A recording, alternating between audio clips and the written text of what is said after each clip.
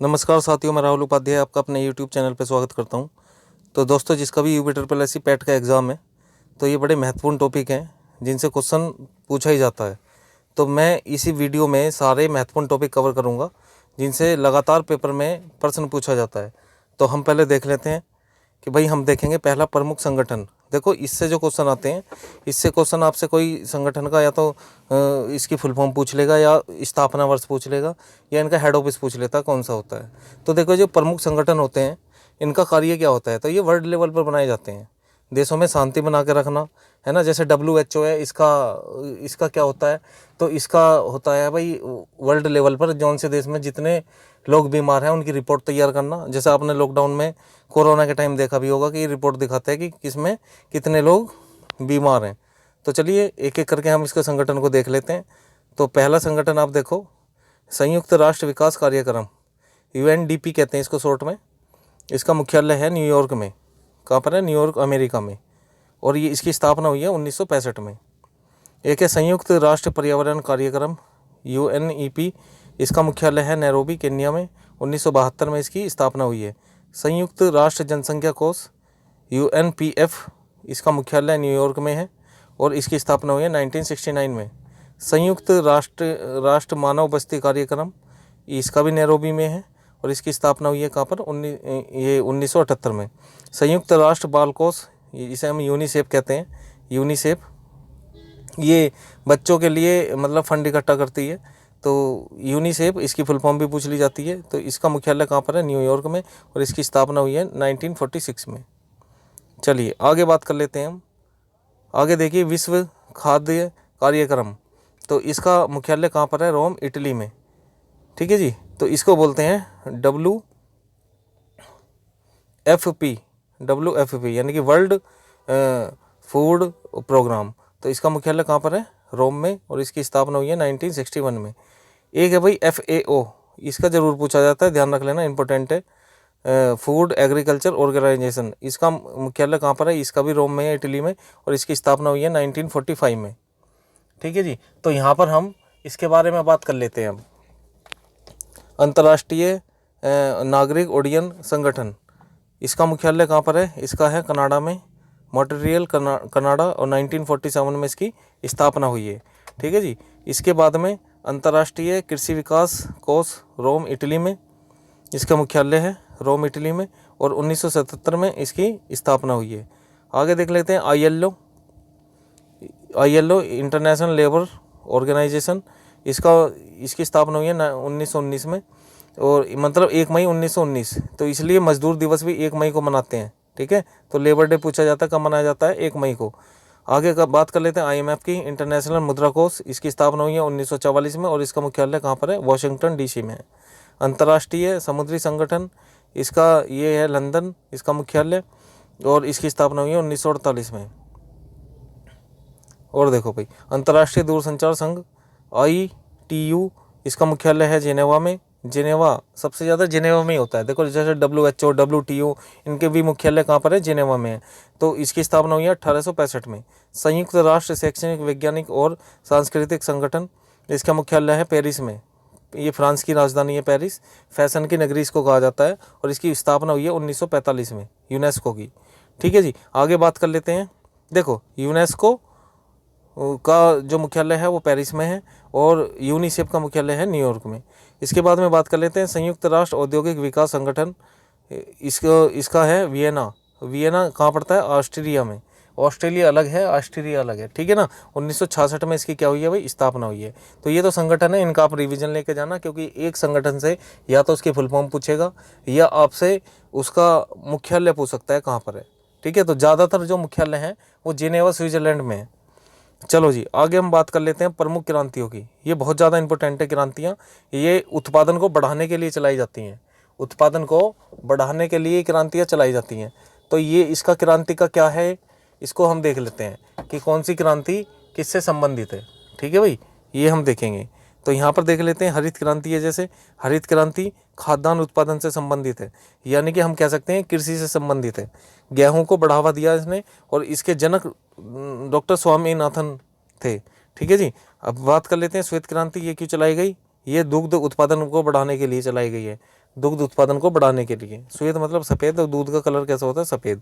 नीली क्रांति मत्स्य पालन यानी कि मछली के उत्पादन को बढ़ाने के लिए चलाई गई। पीली क्रांति तिलहन उत्पादन को बढ़ाने के लिए चलाई गई है। लाल क्रांति टमाटर और मांस उत्पादन को बढ़ाने के लिए चलाई गई। गुलाबी क्रांति झींगा मछली और प्याज उत्पादन को बढ़ाने के लिए चलाई गई। भूरी क्रांति चमड़ा उत्पादन के लिए चलाई गई।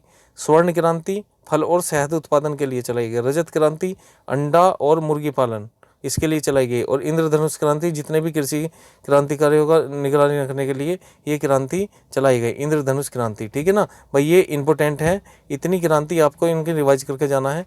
तो 2 के आपको जनक भी ध्यान रखने हैं। ये हरित क्रांति के जनक है स्वामीनाथन, और श्वेत क्रांति के जनक है वर्गीस कुरियन। ठीक है, तो इसको आप कहीं नोट कर सकते हो। आगे बात कर लेते हैं भाई, आगे आ जाते हैं प्रमुख पैमाने। देखो, पैमानों से भी एक क्वेश्चन पूछा जाता है भाई। ये एक स्टैटिक जीके है और ये सब चीज़ें याद करने वाली हैं, इसमें कोई समझाने वाली चीज़ें नहीं है। मैं फिर भी जो है आपको जो इसका रिवीजन करा रहा हूँ, तो रिवीजन के तौर पे ये बहुत अच्छी है, क्योंकि एक बार अगर एक क्वेश्चन आ गया और हमें याद है तो एक क्वेश्चन 1 नंबर का होता है भाई। ठीक है ना, तो बहुत ही ज़्यादा महत्वपूर्ण क्लास है ये।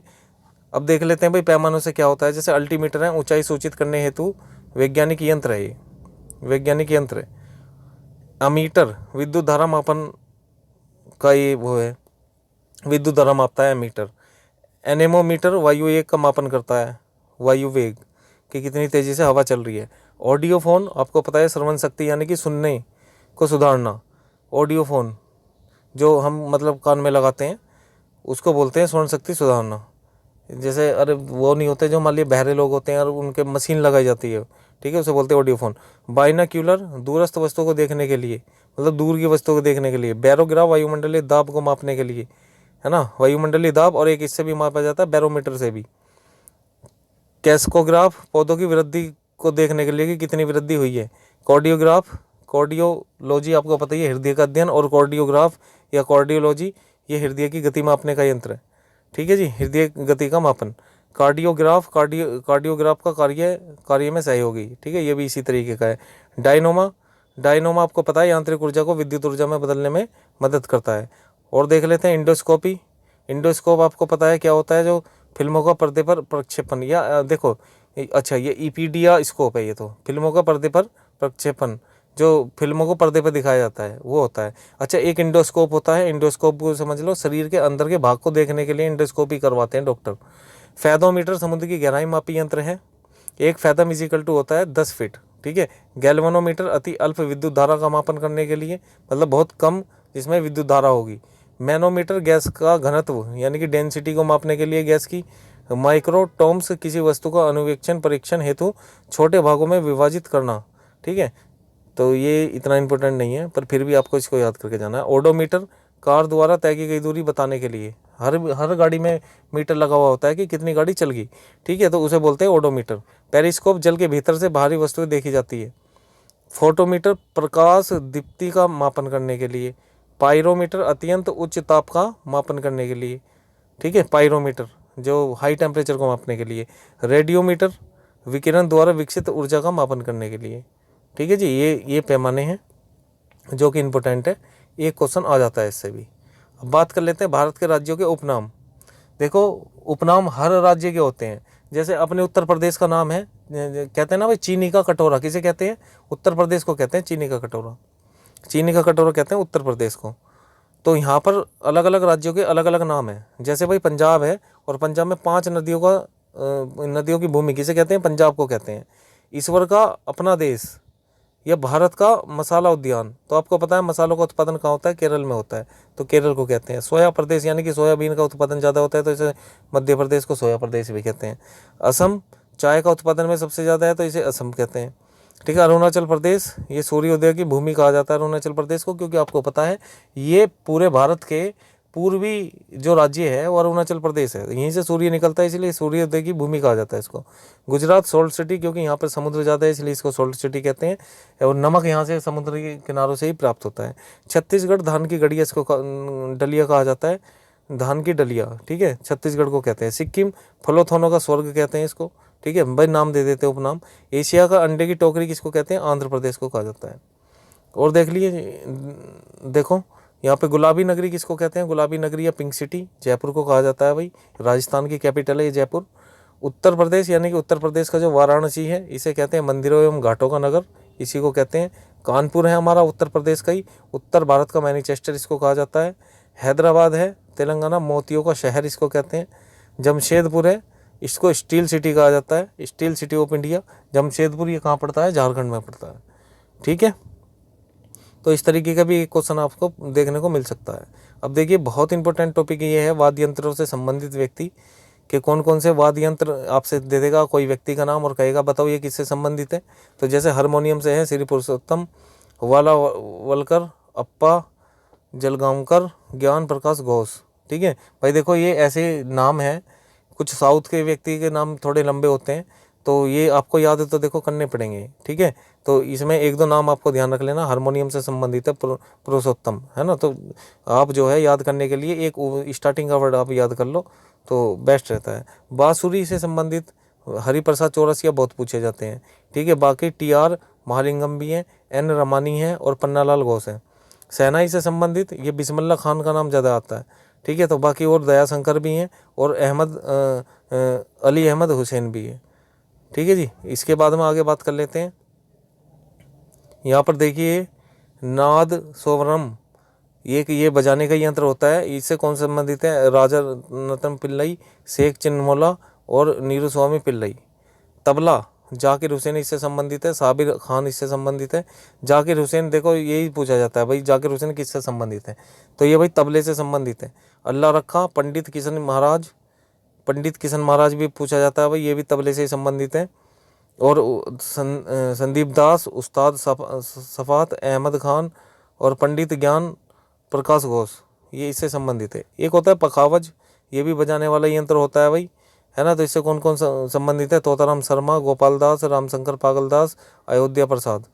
ठीक है, तो ये इससे संबंधित है। मृदंगम, ये इससे एस.वी. राजाराव, के.वी. प्रसाद, पालघाट मणि अय्यर, पालघाट रघु, कराईकुडी और मणि, ये सब मृदंग से संबंधित है। एक संतूर है, संतूर से देखो कौन सा नाम पूछा जाता है? पंडित शिव कुमार शर्मा, ये पूछा जाता है। और दूसरा नाम पंडित तरुण भट्टाचार्य, यही ध्यान रख लेना। और पहला नाम है भजन सोपरी, ये इससे संबंधित है। आगे बात कर लेते हैं भाई, ये सारंगी से संबंधित है। अब्दुल लतीफ़ खान, उस्ताद बिंदा खान, रमेश मिश्रा, सुल्तान खान और आपका जो है पंडित राम नारायण और शकूर खान, ये सारंगी से संबंधित है। सितार से कौन संबंधित है? विलायत खान, पंडित रविशंकर, है ना। नाम देखो बहुत सारे हैं ये नाम, तो इसके स्टार्टिंग के 3-4 नाम आपको याद करके जाने हैं। यहाँ पर देखो सरोद उस्ताद अमजद खान का नाम जरूर आता है और अलाउद्दीन खान का नाम आता है। ठीक है, वायलिन में देखो, वायलिन में आपका जो है लालगुड़ी, जयराम, वीजी जोग, एम चंद्रशेखर। ठीक है, तो ये आप मैंने ज़्यादा इसमें नाम लिखे हुए हैं। ठीक है, इतने याद भी नहीं होंगे क्योंकि लास्ट टाइम आपको पता ही है, तो जिसके पहले से याद हैं वो इनका रिवीजन हो जाएगा, वो सारे याद कर, सारा एक बार रिवीजन करके जाएं। और जिनके याद नहीं है वो स्टार्टिंग के 1-2 ध्यान रख सकते हैं। ठीक है भाई, ऐसे नहीं है कि 1-2 दिन में जो है आप सारी चीज़ें याद कर लेंगे, इसलिए मैं बहुत कम लेकर आया हूँ, ये बहुत कम है। इसके बाद में बात कर लेते हैं भाई, इसके बाद देख लेते हैं लोक नृत्य कि भाई प्रत्येक राज्य में लोक नृत्य से भी मतलब हर राज्यों के अलग अलग लोक नृत्य हैं, वे देख लेते हैं कौन कौन से किसके लोक नृत्य हैं। अब यहाँ पर देखो हर राज्य में अलग अलग बहुत सारे लोक नृत्य हैं। अभी मैं आपको बताऊंगा, देखो कैसे याद रखना है। आंध्र प्रदेश का एक है कुचिपुड़ी, देखो ये रहा कुचिपुड़ी, स्टार्टिंग में लिखा हुआ है कुचिपुड़ी आपको याद रख लेना है। ठीक है, घंटा मरदाला, ओटम थेडल, वेदी, नाटकम। ठीक है, देखो भाई ये ऐसा है, ये नृत्य कभी इतने सारे याद होते नहीं है, तो आप एक तो शास्त्रीय नृत्य आपके ध्यान होने चाहिए और 1-2 जो उनमें इंपॉर्टेंट है, जैसे लगातार पेपर में, अब जैसे देखो असम का है एक क्षत्रिय नृत्य, कई बार पूछा गया है पेपर में। ठीक है, तो वो मैं आपको बताता चलूँगा साथ में। ठीक है, तो ज़्यादा चक्कर में मत पड़ना। आंध्र प्रदेश का कुचिपुड़ी याद रख लेना, असम का बिहू है, बिहू असम, और एक मैं आपको सत्रिया बता रहा हूँ यहाँ पर।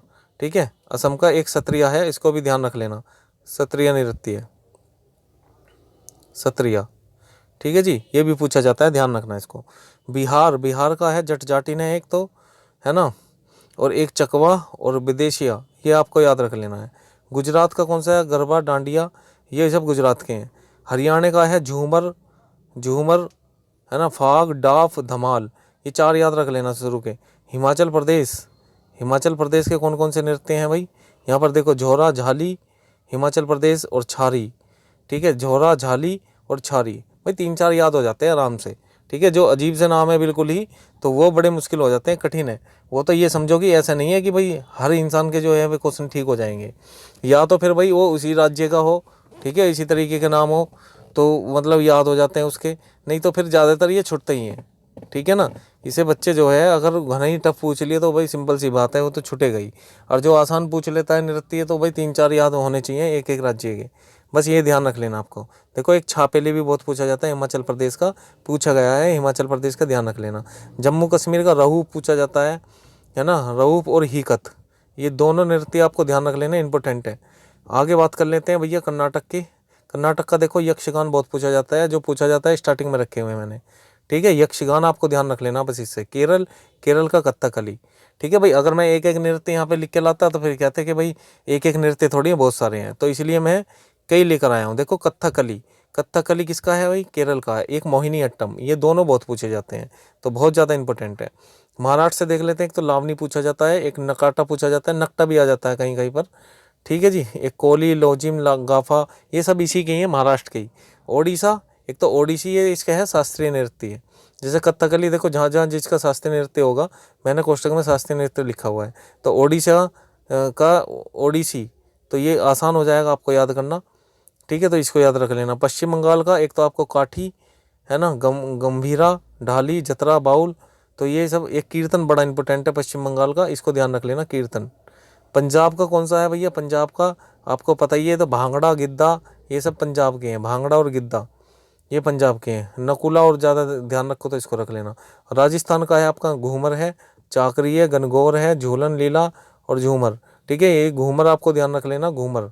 भाई वहाँ पर जो प्रचलन है संस्कृति का, आपको पता ही है कि वे बहुत बड़ा जो घूम वाला लहंगा होता है, उसे पहन के जो है गोल गोल घूम घूम के डांस करते हैं, तो इसलिए ऐसे ध्यान रख लेना, घूमर। घूमर किसका है, राजस्थान का है। भैया हम बात कर लेते हैं तमिलनाडु की, ये शास्त्रीय नृत्य है भरतनाट्यम, इसका इंपॉर्टेंट है, इसको ध्यान रख लेना। उत्तर प्रदेश का भाई नौटंकी है, रासलीला है, कजरी है, जोरा, चापेली है। ठीक है, ये आपको ये सारे ध्यान रख लेने, नौटंकी, रासलीला, कजरी, झोरा, चापेली, तो ये सब उत्तर प्रदेश के हैं। और इसका जो शास्त्रीय नृत्य है वो कौन सा है, कथक, इसको ध्यान रख लेना। ठीक है, ये नहीं लिखा है इसमें हमने, कथक। अगर कथक आ जाए या तो उत्तर प्रदेश मिलेगा या उत्तर भारत मिलेगा, और नहीं तो फिर अगर कथकली आ जाए तो वो केरल का है। ठीक है, कन्फ्यूज मत होना इसमें। उत्तराखंड, उत्तराखंड में आपको देखो, उत्तराखंड में है गढ़वाली, कुमायूनी, कजरी, रासलीला, छापेली, ये उत्तराखंड के हैं।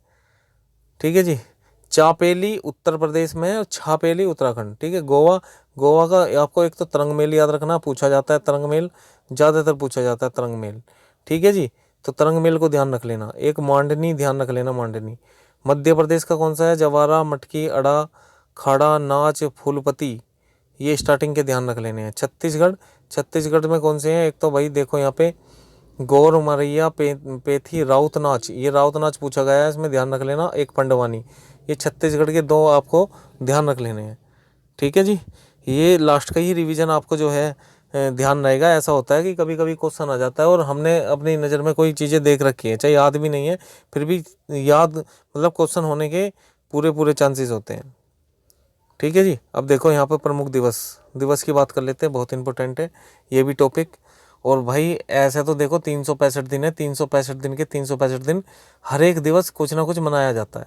आपको याद रखने हैं प्रमुख दिवस, तो ये प्रमुख दिवस कौन कौन से हैं ये देख लेते हैं हम। तो भैया 4 जनवरी में मनाया जाता है विश्व ब्रेल दिवस, 12 जनवरी युवा दिवस, वेरी वेरी मोस्ट है, कई बार कई एग्जामों में लगातार रिवाइज हुआ है। 15 जनवरी को थल सेना दिवस मनाते हैं, 25 जनवरी को भारत पर्यटन दिवस मनाते हैं, और 26 जनवरी आपको पता ही है गणतंत्र दिवस मनाया जाता है। इसके बाद में बात कर लेते हैं 4 मार्च की। 4 मार्च में राष्ट्रीय सुरक्षा दिवस भी मनाते हैं। 21 मार्च को विश्व वानिकी दिवस मनाया जाता है। 22 मार्च को विश्व जल दिवस मनाया जाता है। 24 मार्च को विश्व टीबी दिवस मनाया जाता है। 14 अप्रैल को अंबेडकर जयंती मनाई जाती है।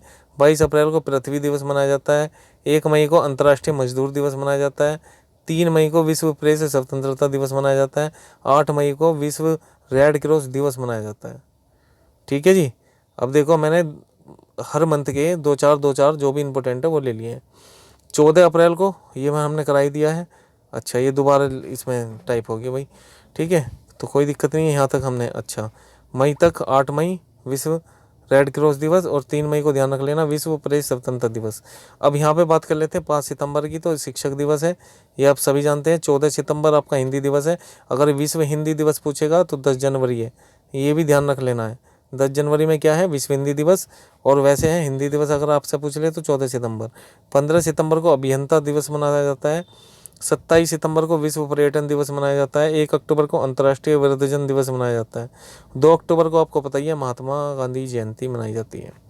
ठीक है भैया, 5 सितंबर फिर ये रिपीट हो रहा है, चलो कोई बात नहीं, यहाँ से हम देख लेते हैं अक्टूबर से। अच्छा, 15 सितंबर अभियंता दिवस, 27 सितंबर विश्व पर्यटन दिवस, 1 अक्टूबर अंतर्राष्ट्रीय वृद्धजन दिवस और 2 अक्टूबर महात्मा गांधी जयंती।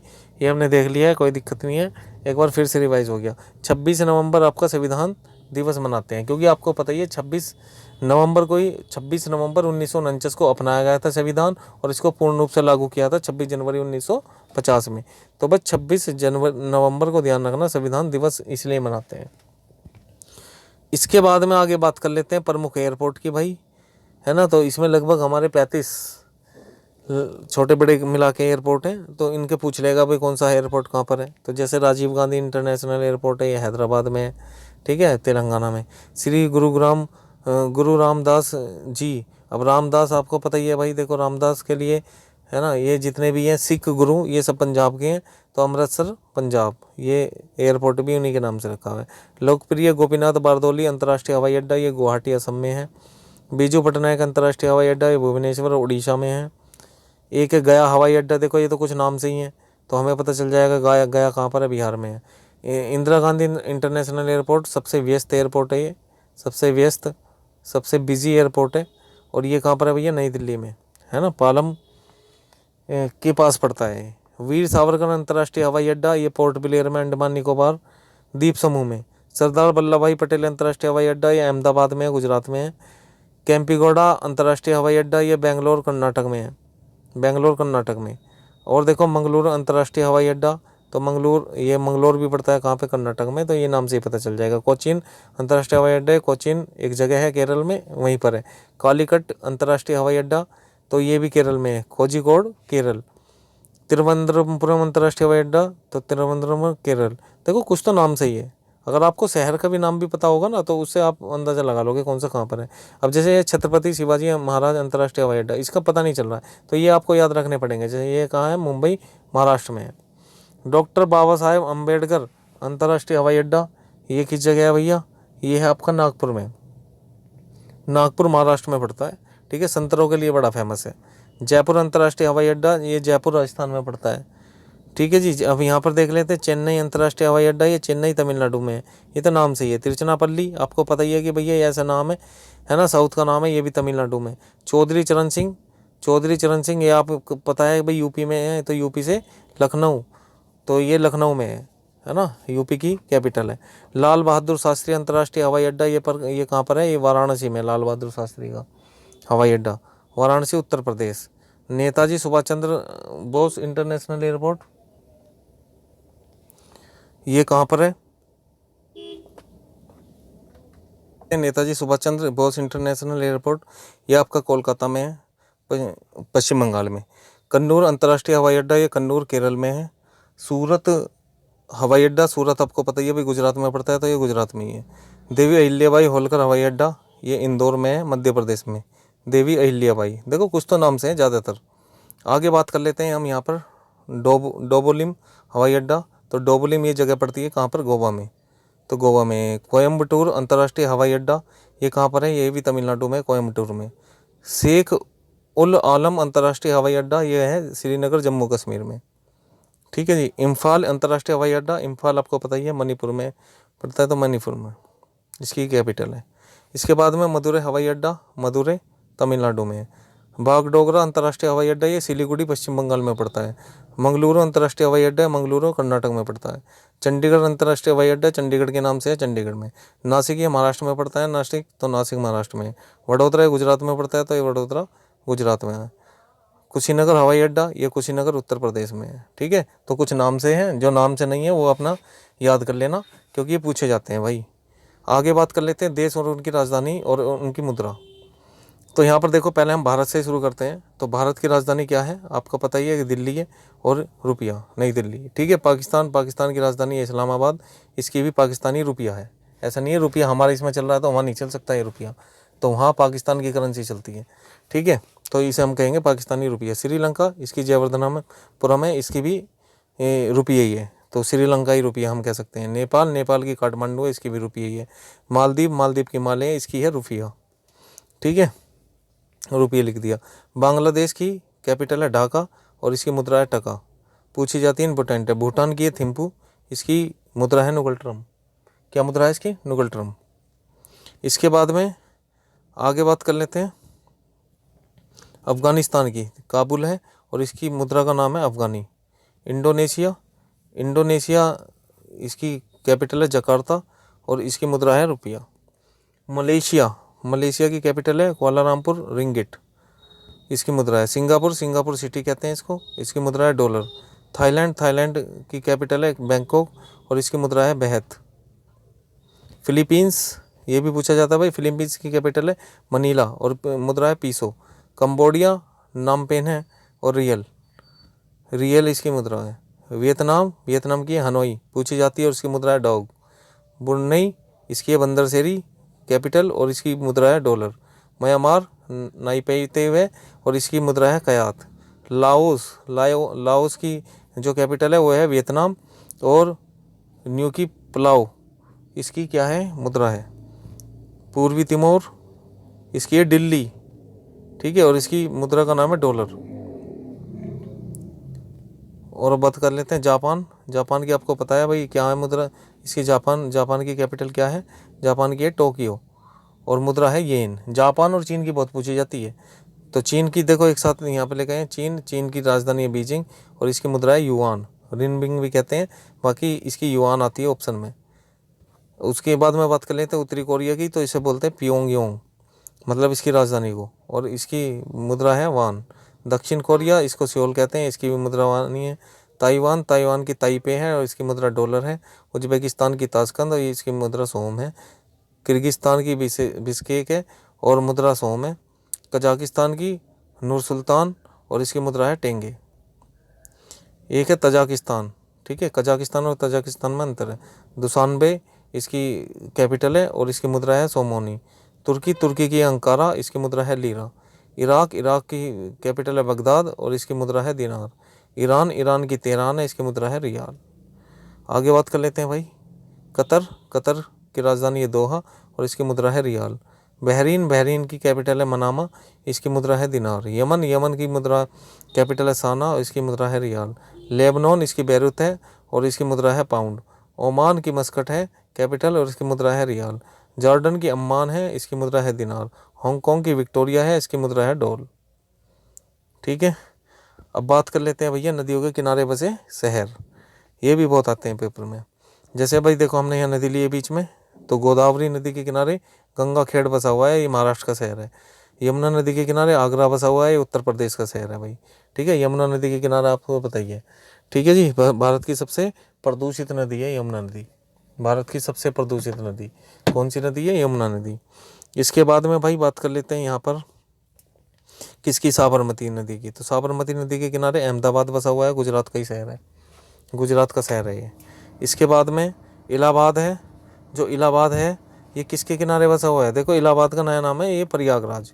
तो इसे जो है गंगा यमुना सरस्वती का संगम कहा जाता है। अब तो हालांकि सरस्वती तो विलुप्ति हो रही है, तो ये किसके किनारे बसा हुआ है, प्रयागराज जो है गंगा नदी के किनारे, तो उत्तर प्रदेश में। गंगा नदी के किनारे तो और भी बसे हुए हैं, जैसे कानपुर हो गया, वाराणसी हो गया, ये सब गंगा नदी के किनारे बसा हुआ है, क्योंकि गंगा नदी उत्तर प्रदेश की तो सबसे लंबी नदी है। अयोध्या सरयू नदी के किनारे है, इम्पोर्टेंट है भाई, इम्पोर्टेंट बहुत ज़्यादा। बद्रीनाथ ये अलकनंदा नदी के किनारे बसा हुआ है, उत्तराखंड में है। बांकी ये महानदी के किनारे बसा हुआ है और उड़ीसा में, उड़ीसा का शहर है। कटक महानदी के किनारे बसा हुआ है, उड़ीसा का शहर है। बुरानगर गंगा नदी के किनारे बसा हुआ है, पश्चिम बंगाल में है। ठीक है, और देखो ब्रह्मपुर ये ऋषिकुलिया एक मतलब सहायक नदी है, उड़ीसा में बहती है, तो ये बसा हुआ है। छतरपुर ये भी इसी नदी के किनारे है, उड़ीसा का शहर है। भागलपुर ये गंगा नदी के किनारे बसा हुआ है, बिहार में पड़ता है भागलपुर। रेशम के लिए बड़ा प्रसिद्ध है। कोलकाता ये हुगली नदी के किनारे बसा हुआ है, पश्चिम बंगाल में है। कटक महानदी के किनारे बसा हुआ है, उड़ीसा में है। नई दिल्ली यमुना नदी के किनारे बसी हुई है, तो ये दिल्ली में है। डिब्रूगढ़ ब्रह्मपुत्र नदी के किनारे, भारत की सबसे चौड़ी नदी है ब्रह्मपुत्र नदी, और ये असम में है। असम में इसी से बाढ़ आती है सबसे ज़्यादा। दीसा बनास नदी के किनारे है, गुजरात में है। फिरोजपुर सतलुज नदी के किनारे बसा हुआ है, पंजाब में फिरोजपुर। इसके बाद में बात कर लेते हैं गुवाहाटी की, तो गुवाहाटी ब्रह्मपुत्र नदी के किनारे बसा हुआ है, असम में ही है।